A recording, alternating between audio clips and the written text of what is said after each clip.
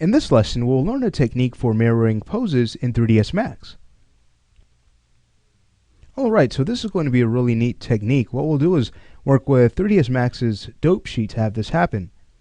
Let's right click to access our quad menu and go ahead and select the dope sheet. From there, let's go ahead and start with the character's right foot. So with that selected, we essentially want to copy first the tracks we've animated on. So it's going to be position and rotation. Let's go ahead and select the 0 position XYZ track. We'll also go ahead and control click 0 Euler. Alright, so with those selected, now we can use the select time tool. You can see it's selected by default. We can now go ahead and highlight frame 1. So take a look here. Once we hold down the left mouse button, we then want to drag to grab that frame. We should see a start and end of 1. If you grab and drag in the wrong direction, then you'll notice a different start and end. So we just want to make sure we're grabbing the correct time. Alright, so once our time is highlighted, we can then use copy. So now it's time to go ahead and paste the animation. Let's go ahead and head over to frame 8. We'll select the left foot. We'll go ahead and now hold down and drag until we have grabbed frame 8. So we should see again a start and end of 8. And it's time to go ahead and paste the animation. We can either paste with the absolute value or with a relative offset. So here, of course, we'd want to use absolute. Let's choose OK, and instantly you can see the leg has now been brought down. So the only other value here we need to worry about is the ball control. Let's go ahead and grab the ball control of the right foot and take a look at the value. A fast way to find it is to grab your rotate manipulator, making sure it's set to gimbal mode. Take a look. You can see in the x-axis we're working with about a value of -33. So whatever value you have there, let's go ahead and copy that. We'll go to the same control for the left foot. We can now go to frame 8 and paste that value in our x-axis. And now you can see we have an exact mirror. Alright, perfect. So it works the same way for the opposite foot. Let's go ahead and grab the left leg. Again, we'll select the 0 position track as well as the 0 Euler track. And we'll use our select time tool to grab frame 1. Let's use copy. And now let's go ahead and head over to the right foot, go to frame 8, drag until we have selected that frame, and paste. Alright, excellent. So from here, we just need to make sure that the ball of the foot is brought down. There's no pressure, so there's no reason for the foot to be up here. So on frame 8, with that control selected, we can alt right click and use transform to 0 out that pose. If you'd like to learn more about these tools, feel free to take a look at courses like Introduction to Character Rigging as well as Character Rigging for Production. And then if you'd like to get into the basics, we have Introduction to Rigging, which kind of goes through Max's great rigging tools to give you an overview of how they work. Alright, so take a look. The legs have been mirrored. Really exciting. Now how about the hips? Well, this is actually really straightforward. Let's go ahead and grab our hip control, not the center of gravity, but the hips, these two arrows. And we'll move over to frame 8. So we're looking at the twist axis, which is the z-axis. We can see it's at about a value of -17, so all we need to do is put in the reciprocal to flip this. So instead of negative, it'll be +17, and there we have it. So we're making great progress already. Let's now take care of the character's upper torso. So we'll grab the chest control, and again, we're flipping our value. So we'll go to frame 8. We can see it's at about a value of +16 in our twist axis, so I'll go ahead and put in a value of -16. Great. Now taking a look at the character's head, it's moving way too much. So what I like to do here is make sure that the pose is correct first. I might just go to the z-axis on frame 1 and straighten out the head a bit by rotating it more to the character's right. So currently we have about a value of -12. I'll go ahead and use this value to first clone the key over to frame 15. So we could either copy this, or remember, we can copy the keyframe. We can hold down Shift and drag from 1 to 15 to overwrite that key. All right, so that means that on frame 8, we'll need to use about a value of positive 12 to straighten up the character's head. Much better. All right, so at this point, we're about ready to work on the arms. So again, we'll just check them out on frame 1. I think that they are going to work out well. Just double checking the pose.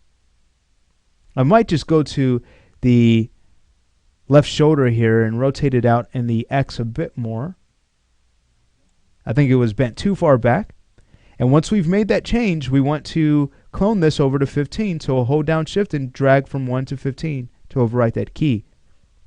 Now, something to keep in mind about copying and pasting in the animation here is that since we're working with non-mirrored controls and that both controls are essentially oriented to the world, we would just need to make sure to flip the animation in 2 axes. That's going to be our Y and Z, but the X will be left alone.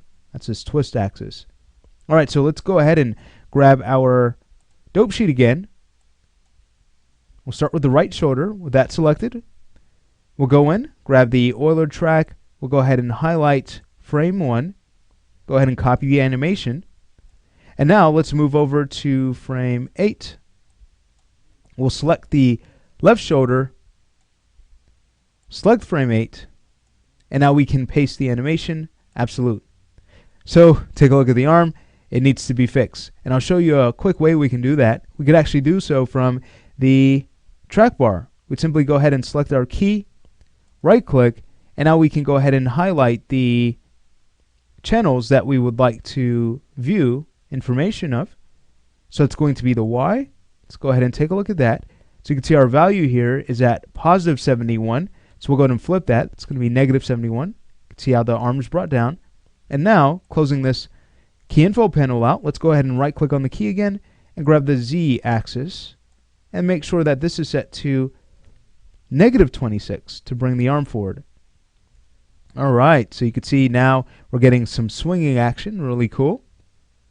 This is starting to come together. Let's go ahead and take care of the forearm next. All right, so with that selected, we'll go ahead and grab the Euler track, go ahead and highlight the frame, and copy the animation. Now, let's go ahead and grab our left control and head over to frame 8. We'll go back to our dope sheet, select our time, and paste the animation. Absolute. Okay, let's take a look at our pose. Whoa, that looks right to me. Just joking. Let's go ahead and grab our key, right click, and it's the Z axis we want to take a look at. So we just need to flip this value here of positive 107, and there we have it. So look, in no time at all, the arm has been mirrored. And also notice this, very important, notice how we're not running into any weird twisting issues in the arm. That's because we changed the axis order. Very exciting. If we had used the default axis order, we might have run into some weird gimbal lock interpolations, but because, again, we have taken the time to choose something more robust, it's going to pay off in the end. All right, let's say we take care of the opposite arm to finish up. So now we are taking care of the right arm. We're pasting from the left to right. So we'll go ahead and grab the left shoulder, head back over to our dope sheet, go ahead and select our time.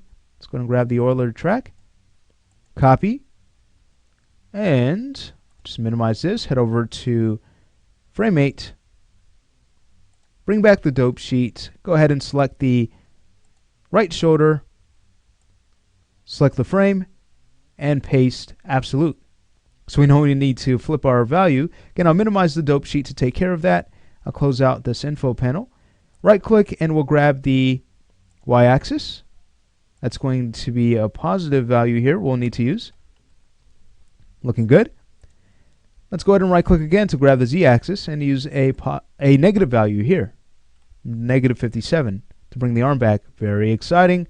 Can now close this out and take a look. There's our nice little arm sway. All right, let's take care of the forearm to finish up this pose. So we get the idea here. I'll go ahead and make sure we select frame 1, copy. We will now go to the right forearm, and making sure we're on frame 8. There we go. We will go in and paste. All right, so of course the arm is going to be bent in a weird way, unless you don't mind that.